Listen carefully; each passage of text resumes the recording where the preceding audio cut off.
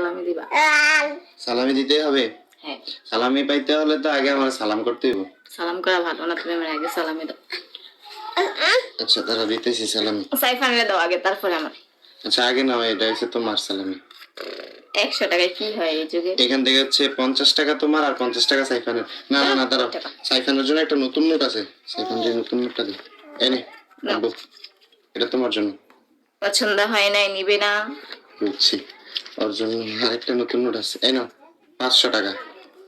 ওরে বাবা, এটা ওর পছন্দ হয়েছে। 500 টাকা পছন্দ হয়েছে তোমার? আমার দাও। আচ্ছা ওই কিভাবে বুঝলে এটা যে এটা 500 টাকা? জানি না, তুমি আমার দাও। বাপের মতো হয়েছে, বড় না। না এটা তোমার জন্য। 200 300 আর 200 তোমারে দিলাম হচ্ছে 500। এই নাও 500 আর সাইফানের 500 হইছে তোমাকে ঈদ সালামি। এই টাকা কি হবে? তুমি সালামে দাও। এই যে ইয়া আনছো নুডলস আর কি হচ্ছে সেমাই, এগুলা খামো না, এগুলা তুমি খাও। আমি খাইছি, তুমি খাও। আমি তো খাইলাম, তুমি রান্না করছো কষ্ট করে, তুমি খাও। ভালো লাগতেছে না। আচ্ছা গাইজ, বিষয়টা হচ্ছে আপনাদেরকে বলি, প্রতিবারই কিন্তু হচ্ছে কি, প্রতিবার বলতে বিয়ের পর একবারই আমি করছি শ্বশুর বাড়িতে। আমাদের ঈদের দিন সারাদিন হচ্ছে আমাদের মানে আমার বাসা হচ্ছে গিয়ে থাকার পর বিকেল বেলা হচ্ছে গিয়ে আমরা শ্বশুর বাড়িতে যাইতাম, মানে আই মিন সুমাইয়াদের বাসায় যেতাম।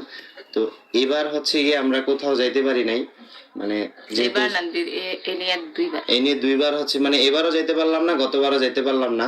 তো এটা ভাবলে অনেক কষ্ট লাগে। তার থেকে বড় কথা হলো সুমাইয়ার তো আরো